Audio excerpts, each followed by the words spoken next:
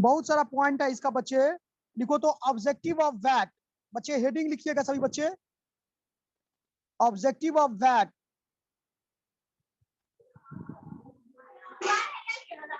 Sir objective purpose से सब तो सेम ही है। हाँ दोनों सेम है, इसीलिए पॉइंट करके लिखवा देते हैं।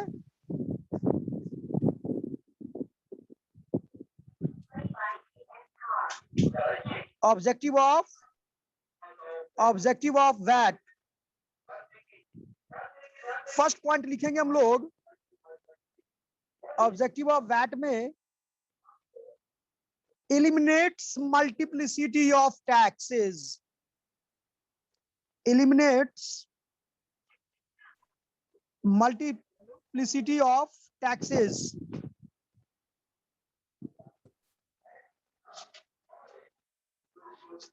सर क्या बोले? मल्टीप्लिसिटी, जैसे पहले बहुत क्या था, मतलब कॉम्प्लेक्स था, ठीक है, उन वो जो कॉम्प्लेक्स टैक्सेस था बहुत। हेलो, एक चीज पर 10 बार टैक्स दिया जाता था, इसलिए मल्टीप्लिसिटी है। इसी को, हाँ इसी को क्या किया, वो एलिमिनेट्स किया, मतलब उसको हटा दिया। सेकंड पॉइंट लिखिए, prevents double taxation, prevents double taxation. ये पॉइंट समझ में आया Abhijit? Prevent double taxation.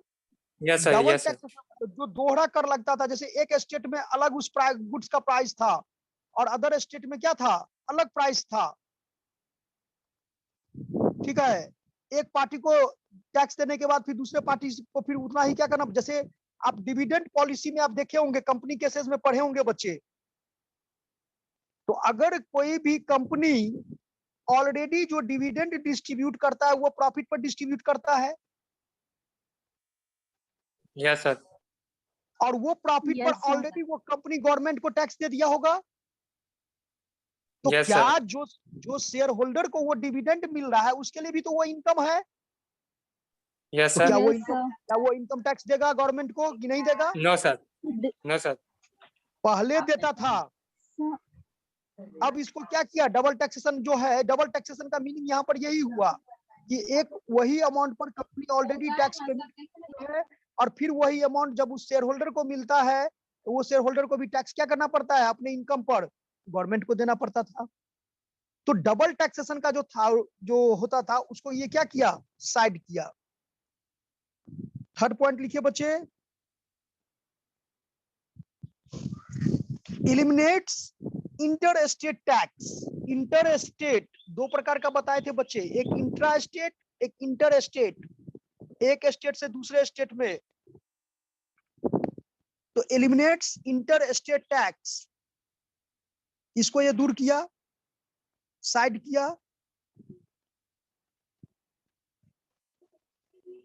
Rationalise, fourth point, rationalise all tax burden, rationalize all tax burden in the case of goods and services.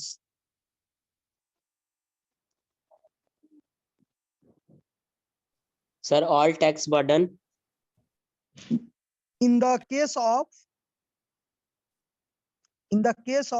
goods and services.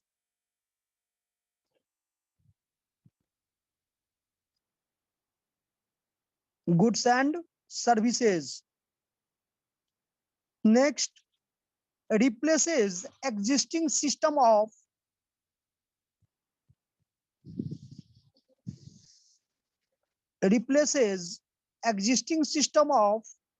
inspection by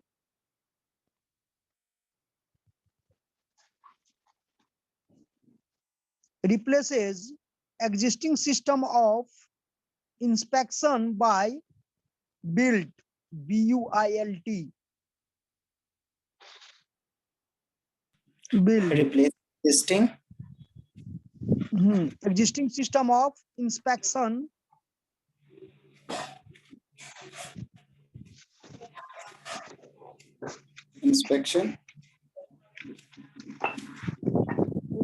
by built in assessment by dealer, by built, BUILT.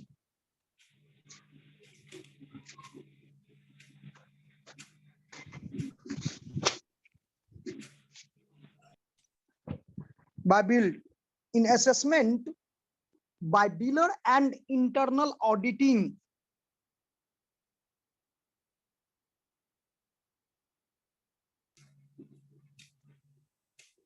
Bye build के बाद sir By build in assessment by dealer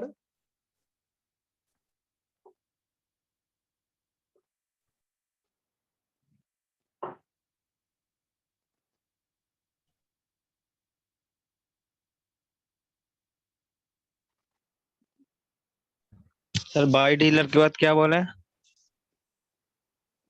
by dealer and internal auditing.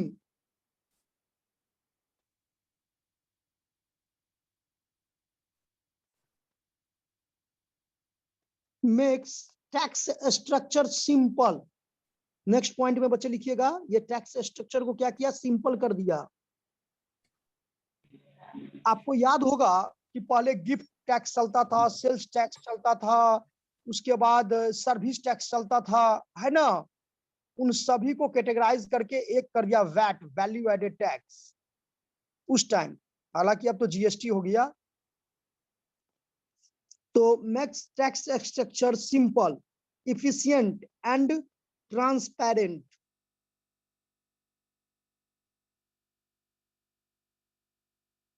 ये simple कर दिया इसको। Makes tax structure simple, efficient and transparent. Sir नहीं सुनाई दिया, internal audit के बाद वहां खत्म, फिर नेक्स्ट पॉइंट। हाँ, makes tax structure tax structure simple, make simple. नहीं मेक्स स्टार्टिंग में लगाइए, makes tax structure simple, efficient and transparent.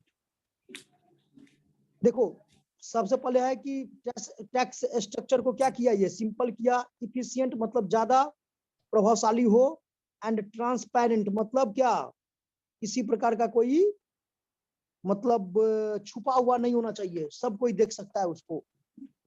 Yes sir. तो सर उसके सिंपल के बाद simple, efficient and transparent. Thank you sir. और एक पॉइंट और लिखिए, improve tax compliance, improves tax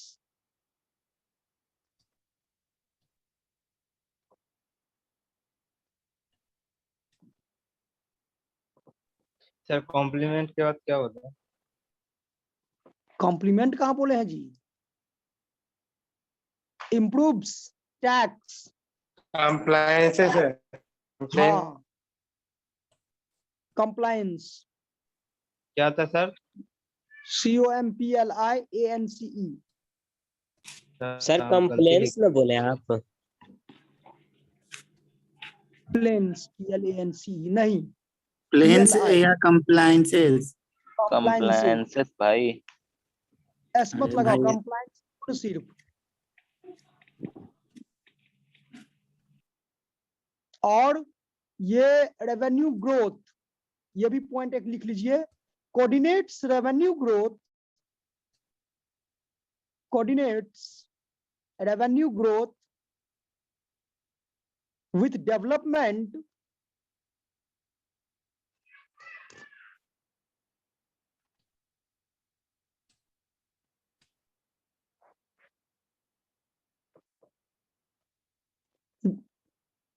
coordinates revenue growth with development.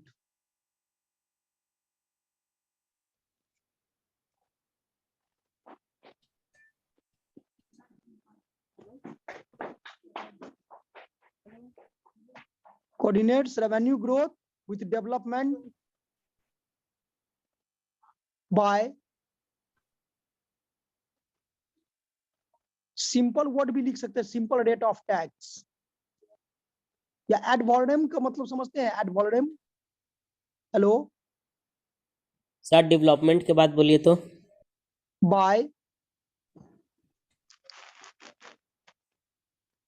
Bye simple rate लिख देते हैं। सिंपल ही अच्छा रहेगा हमको लगता है। एड वॉलोरम का मतलब क्या होता है बच्चे, आप लोग पता है? ADVOLOREM,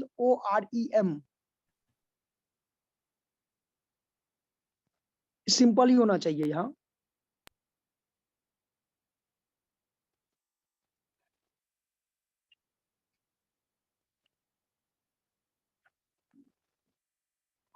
अब इसमें वैट से रिलेटेड आपको जो वर्ड है, ऑब्जेक्टिव तो हो गया, इसके बाद बताइए बच्चे,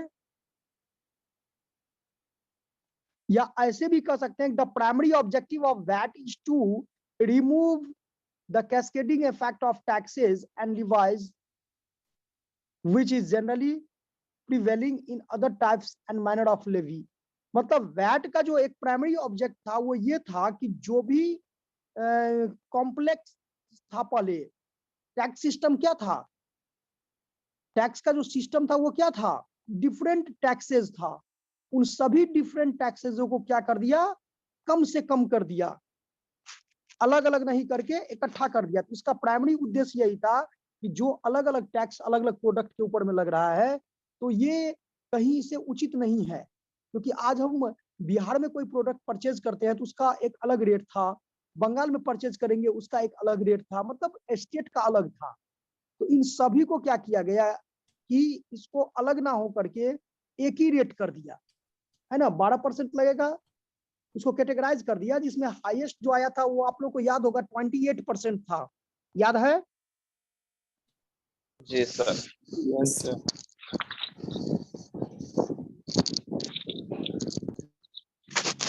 rate of tax, VAT rate के बारे में पढ़े थे कभी? आप पिछले क्लास में तो बताए 3 टाइप का होता है, जीरो, लग्जरी और स्टैंडर्ड। हाँ,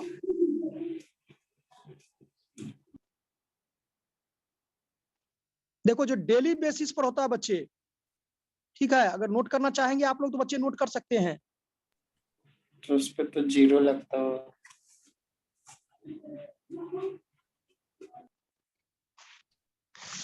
सर वो जीएसटी में बताना ही है ना कितना परसेंट किस पे लगता है, इसमें स्किप कर दीजिए।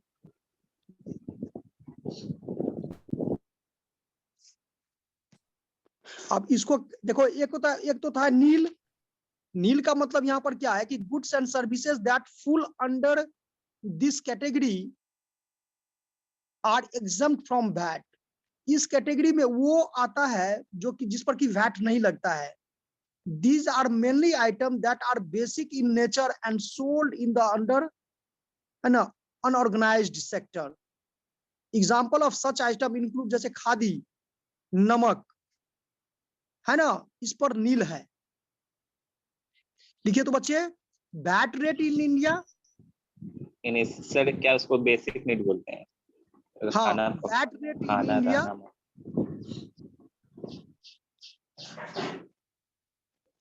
एक हम इसको शेयर करते हैं आप लोग के ग्रुप में, शायद लगता है शेयर किए भी होंगे, पहले किए थे क्या बच्चे? इसको देख लीजिए, थोड़ा पढ़ करके इसको समझना है।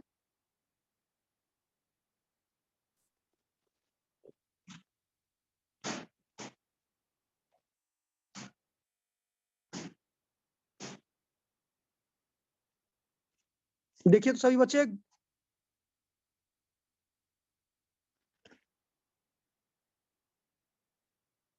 आ गया?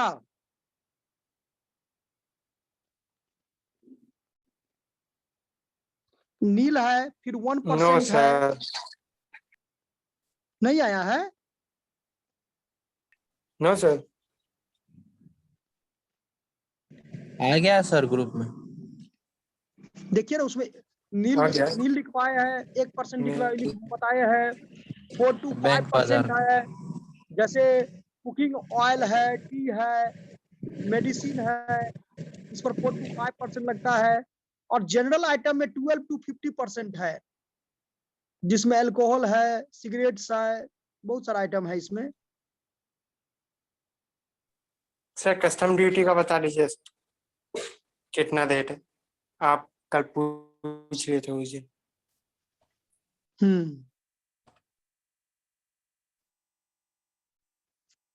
ये देखिए सभी बच्चे, VAT rates in India,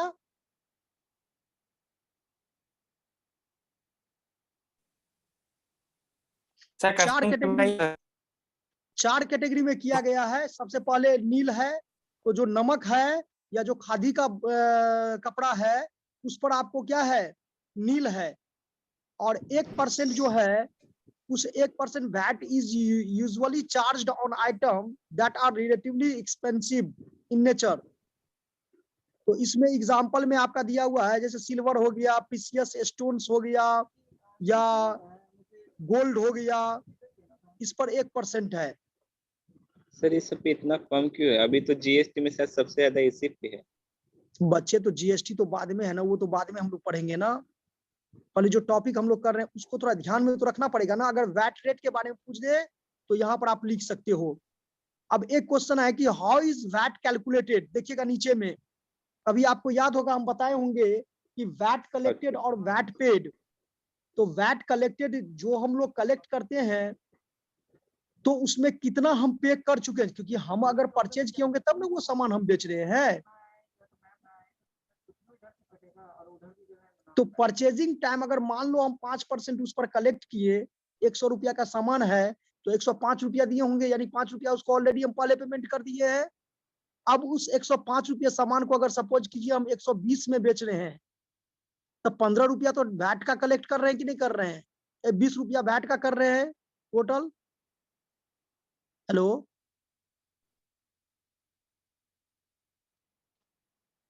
hello, yes sir. Yes sir. अगर मान लो प्रिया एक मैन्युफैक्चरर है और हम होलसेलर हैं, तो प्रिया से हम सामान परचेज किए, सामान का कीमत था 100 रुपया और 5 रुपया वैट था, तो प्रिया को हम कितना अमाउंट पे किए होंगे? 105। Yes sir. और 105 में हम परचेज किए, उसमें हम सपोज कीजिए कि 15 रुपया टैक्स का दे दिए वैट लेने के लिए। तो इसका मतलब उस प्रोडक्ट का प्राइस मेरे लिए कितना हो गया? हम किसी थर्ड पार्टी को बेचेंगे, मान लो अभिषेक को बेच दिए 120 रुपया में। अभिषेक मान लो एक रिटेलर है, तो रिटेलर हमको कितना दिया? अभिषेक हमको कितना पैसा दिया? 120 रुपया। Yes sir. तो 120 रुपया में आप सिंपल कर सकते हो कि वैट जो हम उससे कलेक्ट किए वो कितना किए? 15 रुपया कलेक्ट किए। और ऑलरेडी वैट हम कितना दे चुके हैं? 5 रुपया तो पेमेंट कर चुके हैं। तो it is called VAT collected और वैट क्या? पेड। तो और वैट कलेक्टेड और वैट क्या? इनपुट और आउटपुट। आउटपुट हो गया कलेक्टेड, इनपुट हो गया क्या? पेड। तो इसीलिए जो वैट का कैलकुलेशन हम लोग करते हैं, तो वैट आउटपुट माइनस क्या? VAT input.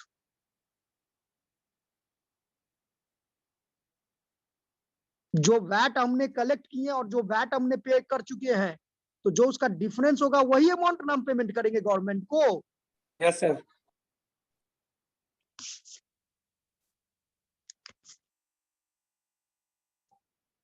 ये हम क्वेश्चन पूछ सकते हैं बच्चे, ये सीरियस, इसको याद रखना है कि हाउ इज वैट कैलकुलेटेड। तो VAT is actually calculated as the difference between input tax and output tax. यहां बच्चे दोनों पॉइंट आपको समझना है। Output tax is also known as VAT collected और input tax is also known as VAT paid. तो कितना हम लिए उसमें से कितना हम उसको एग्जाम दिए, माइनस कर देंगे, वही क्या हो जाएगा? देखिए आपको लिंक भेजे आप लोग को बच्चे, उसमें जैसे ही परसेंटेज के बाद आप नीचे जाओगे तो वहां लिखा हुआ है how is VAT calculated. Sir वो तो दिख रहा है, लेकिन सर वो समझ में नहीं आया, एक बार फिर से रिपीट करिए वैट आउटपुट और इनपुट वाला। देखो, अब हम अभी एग्जांपल दिए थे कि प्रिया एक मैन्युफैक्चरर है और प्रिया से कोई सामान हम परचेज किए, उस सामान का कीमत था 100 रुपया और प्रिया ने उस पर वैट रखी 5 रुपया। तो इसका मतलब है प्रिया हमको वो सामान कितना में देगी? 105 में। 105। और हम वो सामान अभिषेक को बेच देंगे 120 में। हम अभिषेक को बोले क्या कि भैया 105 रुपया इस सामान का प्राइस है और 15 रुपया वैट है। हम ये परसेंटेज की बात यहाँ नहीं कर रहे हैं, यहाँ डायरेक्टली हम आपको अमाउंट समझा दे करके समझाना चाह रहे हैं कि अगर 120 रुपया में हम अभिषेक को दे दिए तो अभिषेक से टैक्स हम कितना कलेक्ट किए? 15 रुपया। Yes sir. और 15 रुपया में हम टैक्स ऑलरेडी प्रिया को कितना पेमेंट कर चुके थे? 5 रुपया। हाँ तो वैट कलेक्टेड यानी वैट जो आउटपुट है वो मेरे लिए कितना हो गया? 15 रुपया। और वैट हाँ। इनपुट जो हुआ वो मेरे लिए कितना हुआ? 5 रुपया। 5 रुपया। तो 15 में से 5 घटा देंगे, 10 रुपया हो जाएगा। वही 10 रुपया हम क्या करेंगे? गवर्नमेंट अकाउंट में क्रेडिट करेंगे, डिपॉजिट करेंगे। ओके। तो जी। वैट आउटपुट 5 रुपया हुआ ना, क्योंकि आप वो पेड किए हैं। नहीं नहीं नहीं नहीं नहीं, आउटपुट का मतलब ये मत समझ लेना कि आउटपुट मतलब जो जा रहा है वो, ऐसे नहीं। तो सर आउटपुट का मीनिंग हुआ यहाँ पर वैट कलेक्टेड। आप कहीं नोट कर लो, इसको लिख लो। VAT output is also known as VAT output is also known as VAT collected. और VAT input is also known as VAT paid.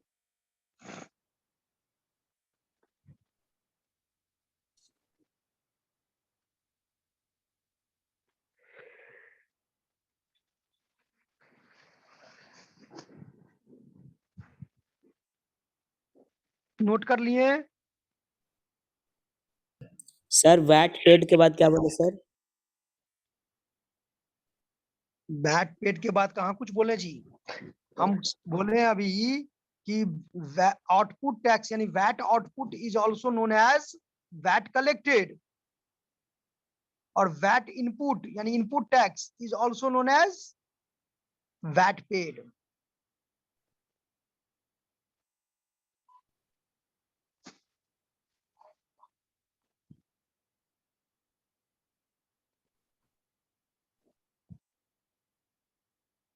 देखो एग्जाम्पल इसका पढ़ो प्रिया, जो लिंक भेजे हैं उसमें वैट एग्जाम्पल दिए हैं, उसको पढ़िए तो थोड़ा।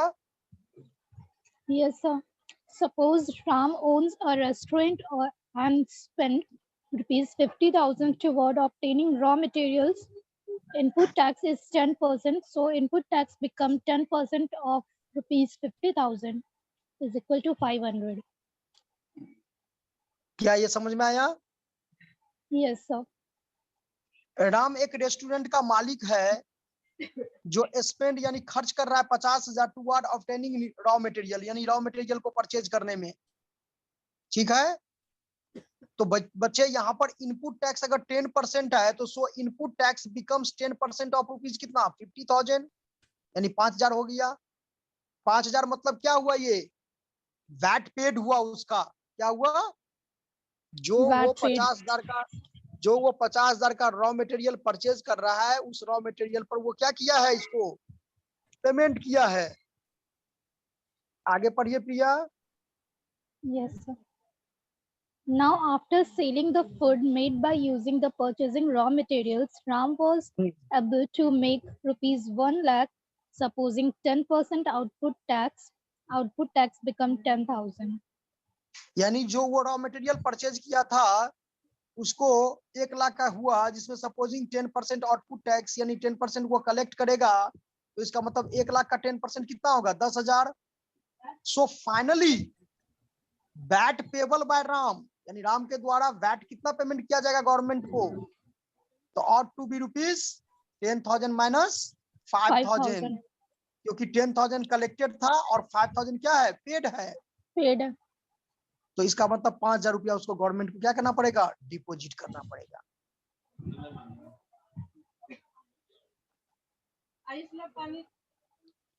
बच्चे आवाज को म्यूट कीजिए। क्या ये समझ में आया?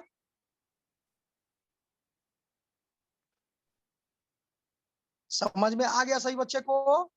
Yes sir. अब एक क्वेश्चन प्रिया उसके नीचे में है, why is VAT required and how is it useful? VAT required क्यों है और ये कैसे यूजफुल है? पढ़िए प्रिया इसको। India was one of the last few countries to introduce VAT as a form of tax. Taxation process in India was believed to be exploited the most by businessmen and enterprises which had found it loophole for evading taxes. VAT was introduced to minimize the evasion and render transparency and uniformity to the tax payment process. Okay, तो यहाँ तक क्या समझे, कुछ समझ में आया? Yes, sir. India was one of the last few countries, यानी कुछ कंट्रियों में इंडिया एक ऐसा कंट्री है जो इंट्रोड्यूस किया वैट को एक टैक्स के फॉर्म में।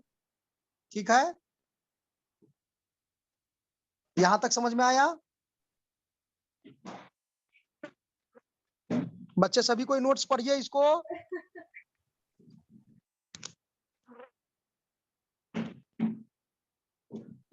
Yes sir.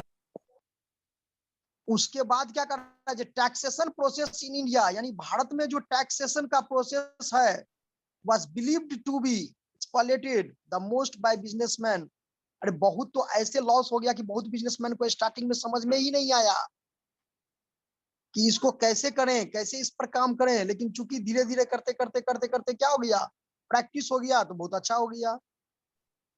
अभी जीएसटी ही आया तो जीएसटी में देखे कितना बिजनेसमैन को कितना कंफ्यूजन था, कैसे काम करेंगे, लेकिन करते करते हुआ कि नहीं हुआ? Yes, sir. ये चीज कहा था, जो प्रैक्टिस करते करते आपका काम आसान हो जाएगा, लेकिन थोड़ा तो दिक्कत होता ही है।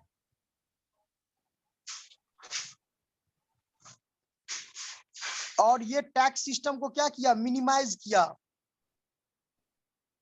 जो प्रॉब्लम क्रिएट होता था उस प्रॉब्लम को क्या किया, ये that was introduced to minimize this deviation and render transparency and uniformity to the tax payment process। यानी जो भी, क्योंकि आप सभी को ही जानते हो कि भारत में 10 to 15% टैक्स पेयर है, ठीक है, उसको जागरूक करना है। हालांकि इस गवर्नमेंट में थोड़ा टैक्स में पेमेंट करने में क्या हुई है, बढ़ोतरी हुई है पहले की अपेक्षा। आप देखोगे नेट पर, आप सर्च करोगे, देख पता चल जाएगा आप लोगों को। पहले टैक्स पेमेंट का इतना जो है ना रेवेन्यू जनरेट नहीं होता था इंडियन भारत सरकार को। इस कार्यकाल में जो हुआ है वो टैक्स का क्या हुआ है, कलेक्शन बढ़ा है, रेवेन्यू जनरेट हुआ है, जिसका कारण है जीएसटी। ठीक है, या वैट भी था, तो वैट के टाइम में भी था। तो आगे पढ़िए, देखिए समझ में आया कि नहीं आया?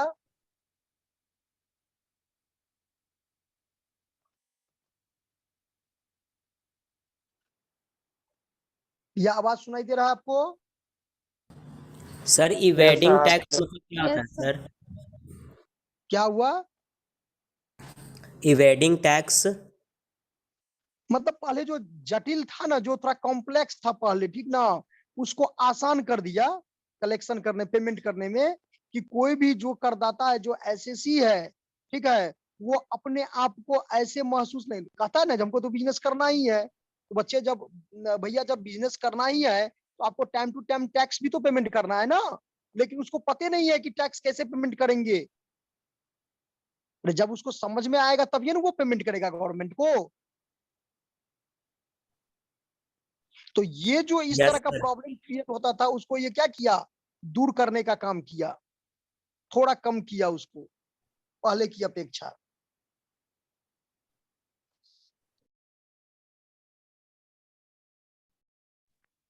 आगे प्रिया देखिए इसको। सब पढ़ना। हाँ पढ़िए ना आगे। उसके बाद नेक्स्ट पॉइंट है, नेक्स्ट पॉइंट पढ़िए, वैट रजिस्ट्रेशन वाला पढ़िए। वैट रजिस्ट्रेशन करना अनिवार्य है जिस बिजनेस का कितना है, 5 लाख दिया हुआ है ना, देखिए तो थोड़ा। Yes, sir. 5 लाख हाँ, टर्नओवर है। हाँ उसको नेसेसरी है। ऐसे आप अगर आपका 5 लाख से कम है तो आपको कराना कोई जरूरी नहीं है। तो ये पॉइंट भी नोट कीजिएगा, जब वैट का रजिस्ट्रेशन करना किसके लिए आवश्यक है, तो जिस बिजनेस की का टर्नओवर है ना 5 लाख से ज्यादा हो, उसको करना क्या है, अनिवार्य है। प्रिया, आपके यहाँ से प्रिया आवाज आ रहा है क्या? Yes, sir. कोई बात नहीं, यस तो सर। आप देखिए म्यूट कर लीजिए, प्रिया आप आवाज म्यूट कर लीजिए अपना।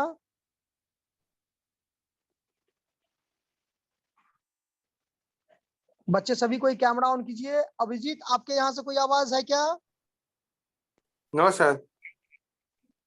हाँ, तो अभिजीत आप टॉपिक पढ़िएगा, जो हम बोल रहे हैं वो टॉपिक पढ़िएगा आप। वैट रजिस्ट्रेशन, सर देख लीजिए। Okay sir. VAT registration is mandatory for enterprises that make a turnover of more than rupees कितना 5 lakh by selling goods and services। जो भी कम इंटरप्राइजेस है, जो भी बिजनेस उपक्रम है, व्यवसायिक उपक्रम है, उन सभी व्यवसायिक उपक्रम के लिए वैट का रजिस्ट्रेशन करना अनिवार्य है। कब? जब उसका टर्नओवर में मतलब समझ में आया कि नहीं? एक टर्नओवर में अगर वो क्वार्टरली यूज करता है तो वन क्वार्टर, अगर वो हाफ ईयरली यूज करता है तो 1 हाफ ईयर में, अगर वो ईयरली यूज करता है तो 1 साल में उसका टर्नओवर 5 लाख से क्या हो, ज्यादा हो।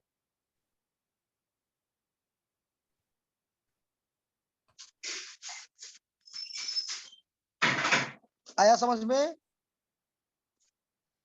Yes sir. चलिए आगे बढ़िए बच्चे, आज वैट का टॉपिक क्लियर कर लेना सभी बच्चे को। All such enterprises are required to register in their respective state of क्या operation।